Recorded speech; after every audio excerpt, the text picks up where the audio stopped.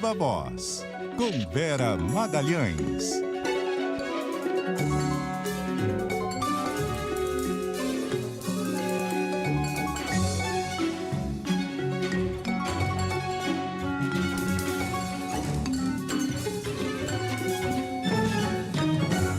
Viva Voz, Vera Magalhães, boa noite. Card, Carol, ouvintes, também quem nos acompanha por imagens. Oi, Vera. Na primeira edição do Viva Voz, você falou sobre os novos lances aí as investidas do Senado batendo de frente com o Supremo. Depois disso, o Arthur Lira também entrou no circuito. Barroso respondeu, falei sobre a resposta dele logo na abertura desse programa. Crise institucional ou já passa? Olha, pode ser que já passe, mas está escalando, Bocardi. Eu acho que ainda é cedo para a gente falar em crise institucional, mas as coisas vêm num crescendo desde há 2 semanas atrás e agora com esses novos atores entrando no circuito, como você bem lembrou. Hoje, a CCJ do Senado aprovou num vapt-vupt ali, em tempo recorde, uma proposta de emenda à Constituição que mexe no funcionamento interno dos tribunais superiores, né? Ela não fala só no Supremo Tribunal Federal, ela fala em tribunais superiores, mas ela vem nesse bojo de uma série de decisões que tem o Supremo na mira pela avaliação, que é comum a senadores e deputados, de que o Supremo está superpoderoso, que ele está hipertrofiado nas suas prerrogativas. Então, essa proposta, que é uma PEC de um senador Oriovisto, que foi relatada pelos senadores Espiridião Amin, ela propõe que pedidos de vista em tribunais superiores só possam se dar pelo colegiado e não individualmente, um ministro pedir vista e depois o outro pedir vista do mesmo processo, e que eles devem ter prazo, devem ser devolvidos em 6 meses, com uma possibilidade de aditamento, né, de prorrogação do pedido de vista por mais 3 meses. Além disso, limita decisões monocráticas de ministros em casos de leis ou em casos de decisões normativas de outros poderes. Por exemplo, uma decisão do presidente da República ou do Senado e da Câmara só poderiam ser combatidas monocraticamente por ministros em caso de recesso do judiciário, e mesmo assim haveria um prazo depois do fim do recesso para que o colegiado desses tribunais se manifestasse sobre essas questões.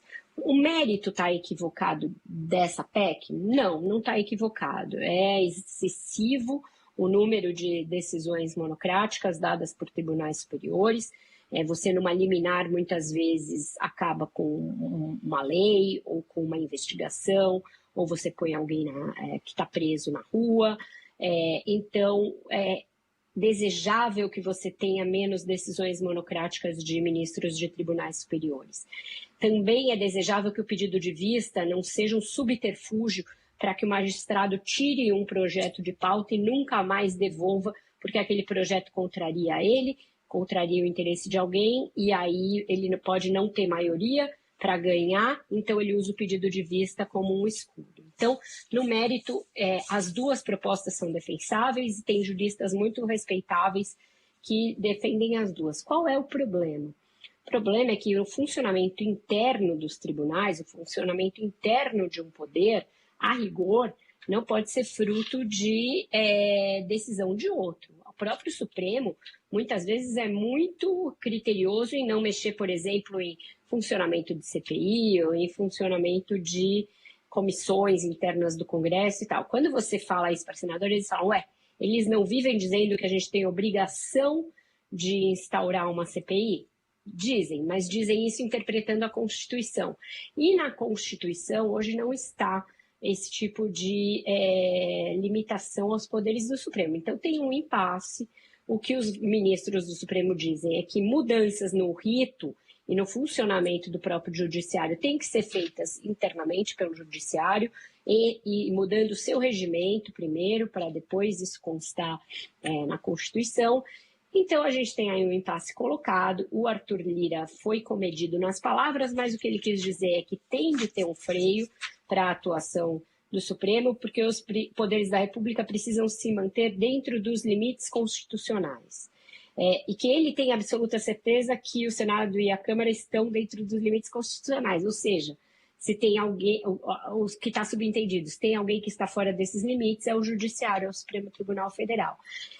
Então, tardiamente, eles estão, de alguma maneira, encampando um discurso bolsonarista, de que o Supremo está se excedendo, que está jogando fora das tais 4 linhas da Constituição, e isso dá força ao discurso anterior do Bolsonaro. A gente tem visto muitos ciclos de revisionismo, de alianças e de alinhamentos históricos no Brasil. Esse me parece ser um ciclo curto. Por muito tempo, o Rodrigo Pacheco foi alguém que segurou essas pautas contra o Supremo. E agora ele foi quem saiu na frente para dar margem, para dar vazão a essas pautas. Conversando com aliados dele, o que eu ouço é que ele segurou justamente por muito tempo e aí o Supremo se sentiu à vontade. Se sentiu à vontade, inclusive, para pautar, nos últimos meses da ministra Rosa Weber, questões que não seriam consensuais no Congresso e nem na sociedade, como o marco da demarcação das terras indígenas, aborto, drogas e a questão do imposto sindical. Então, tem sim uma crise, não dá para falar ainda em crise institucional, porque isso é um degrau acima, quando eles começarem a realmente se confrontar, mas está muito ruim a relação. O Barroso falou, e falou na linha de que o lugar onde se faz o debate público é o Congresso, mas que o Supremo também participa dele. Que ele compreende que algumas questões são controversas no Congresso, mas que ele não precisa concordar com isso.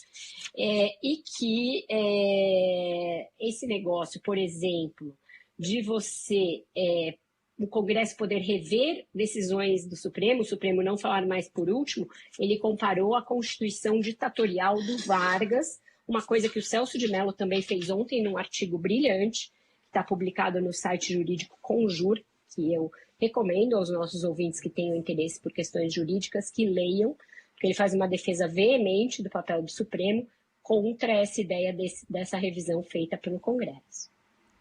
E a fala do Barroso, né, velho, ele também pontuou que o próprio Supremo já lidou com essas contradições, né, de decisões monocráticas e de pedidos de vista. Teve uma resolução, enfim, não sei exatamente qual é o nome técnico, mas uma decisão do Supremo que estabelece que as decisões liminares individuais têm que ser enviadas ao plenário e também deu prazo para os pedidos de vista de até 90 dias, né? Então, que o Barroso diz, olha, é salutar, mas o Supremo já está lidando com essas questões. Queria aproveitar para te perguntar também do pano de fundo político disso tudo, Vera, porque tem disputa pela a eleição, né, para o comando das 2 casas, que também está movimentando esse bastidor aí no Congresso. Isso é o grande motor dessa agitação toda, Carol. Bastante antecipadamente, o Sardenberg ficou bem chocado dessas coisas estarem em pauta já 1 ano e meio antes, mas é real. Qual que é a situação, principalmente do Senado, né? O Rodrigo Pacheco foi eleito sucedendo o Davi Alcolumbre e a ideia é que ele devolvesse o bastão para o Davi Alcolumbre 2 mandatos depois. Então, quase como se fosse ali uma capitania hereditária em que os dois se revezam no comando.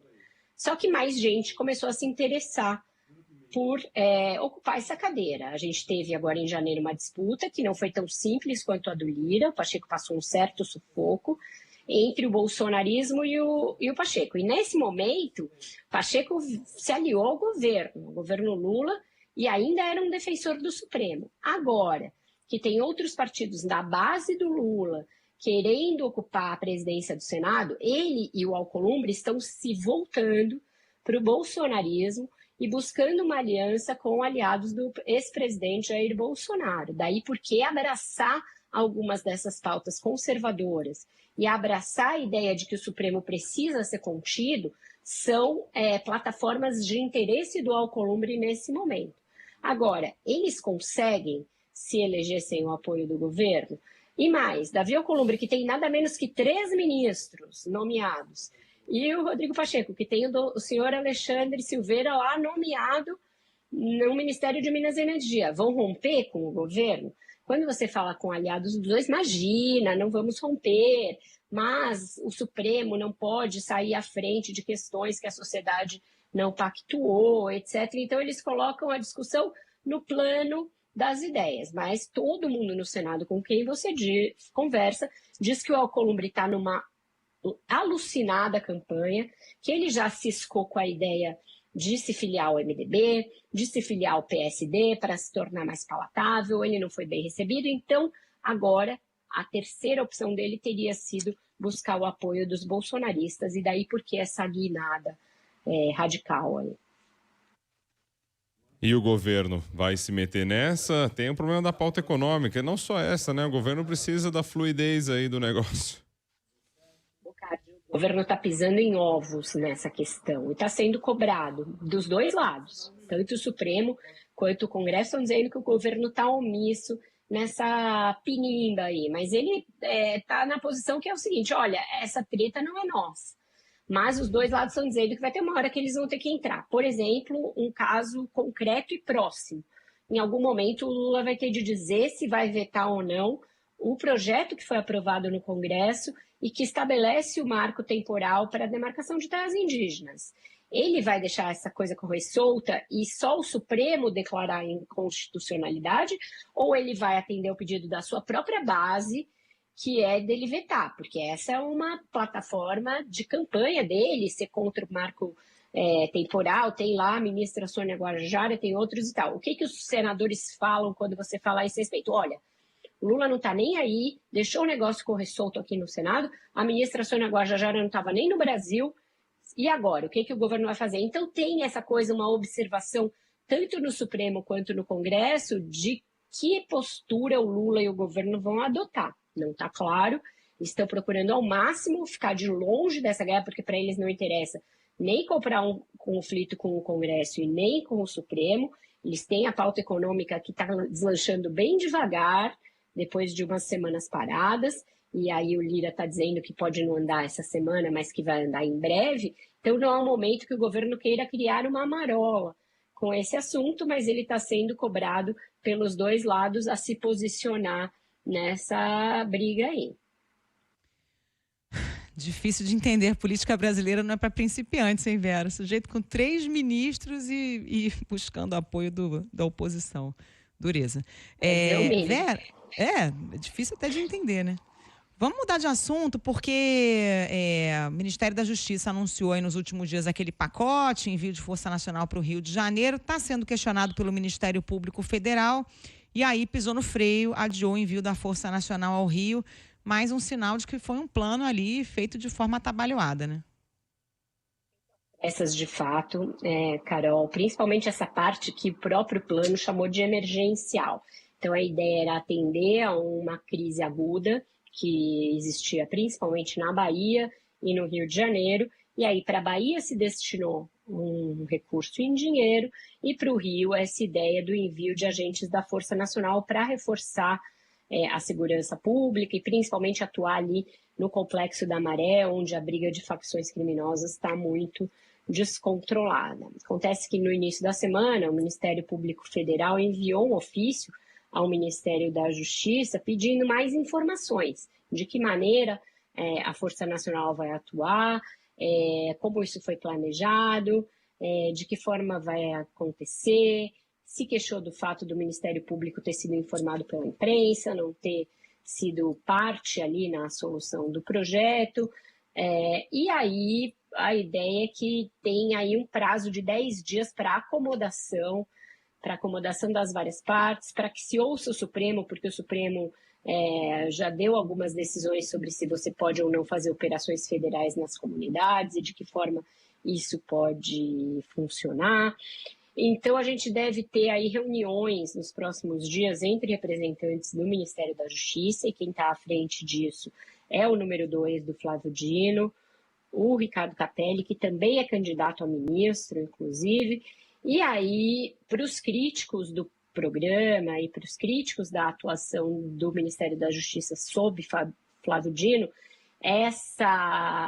esses questionamentos foram sim um sinal de que houve uma precipitação, de que o programa visava cacifar o ministro para o Supremo, cacifar o próprio Capelli para assumir o lugar dele, e que por isso as coisas não foram devidamente planejadas. Então tem um freio de arrumação sendo dado nesse tema, sim. E essa história do empréstimo para a Argentina aí está causando dor de cabeça às vésperas da eleição de lá, hein? O Lula está tentando ajudar o governo contra a candidatura de Milei. O governo está negando de forma veemente. Bocardi, deixa eu contar aqui para o nosso ouvinte que ainda não se inteirou desse caso, que é um caso de hoje. O que aconteceu, né? O jornal O Estado de São Paulo revelou que o Lula teria pedido para a ministra Simone Tebet assinar, para ela avalizar um empréstimo assedado para o governo argentino, que é um empréstimo do FMI, mas que teria que ser avalizado justamente pelo Banco de Desenvolvimento da América Latina, pelo fato da Argentina não ser um bom pagador, está aí numa situação muito ruim do ponto de vista fiscal. O Banco de Desenvolvimento da América Latina, no qual a Simone Tebet, a representante do Brasil, teria de dar o aval para esse empréstimo. Então, que o Brasil teria exercido, portanto, uma pressão política do Lula para conceder esse empréstimo, para melhorar a situação econômica da Argentina, que é dramática, e assim aumentar as chances do candidato do governo num pleito no qual o Milei, que é o candidato de extrema-direita, vai aumentando o seu favoritismo de acordo com as pesquisas e de acordo com os últimos lances da campanha. E o Lula teria entrado em cena para convencer também os outros países membros do banco da necessidade de ajudar a Argentina a obter esse empréstimo. Isso causou aí uma celeuma nas redes sociais, porque esse tipo de assunto envolvendo países vizinhos e governos de esquerda aliados do PT, é um dos assuntos preferidos da direita brasileira. E aí a SECOM negou que o Lula tenha atuado diretamente nisso, diz que não houve nenhum tipo de ingerência política, que o empréstimo não teve uma intervenção pessoal do Lula, que ele nunca conversou a esse respeito com a Simone Tebet, etc. E essas coisas todas estavam sustentadas nos bastidores que o Estadão trouxe quando publicou essa matéria. Então, tem aí essa questão colocada. De fato, chegar um dinheiro desse nas vésperas de uma eleição tão conturbada é um fator que pode mudar, pode causar ali mudanças de humor do eleitorado. A gente viu aqui no Brasil, na eleição do ano passado, o governo Bolsonaro fazendo vários lances desses de última hora para tentar se cacifar à custa de medidas econômicas populistas, por exemplo, retirar imposto de combustível, rolar precatório, foi feito um monte de coisa, aumentar os auxílios do Bolsa Família às vésperas da eleição. Tudo isso foi feito aqui. Isso seria uma espécie de uma mãozinha amiga do Brasil, dos outros países do continente, na eleição argentina. O Planalto está negando veementemente que isso tenha sido feito e diz que é algo que precisa ser feito para ajudar o povo argentino, que foi feito no âmbito institucional do Banco Regional, e não com o aval político do Lula. Mas está posta a polêmica, tem muita gente aliada do Bolsonaro, inclusive, falando até que isso pode ser um caso de impeachment do Lula. Acho que é bem premeditado, bem prematuro a gente falar disso, não tem indícios que levem a isso, mas foi um caso que sacudiu Brasília, a revelação desse empréstimo hoje.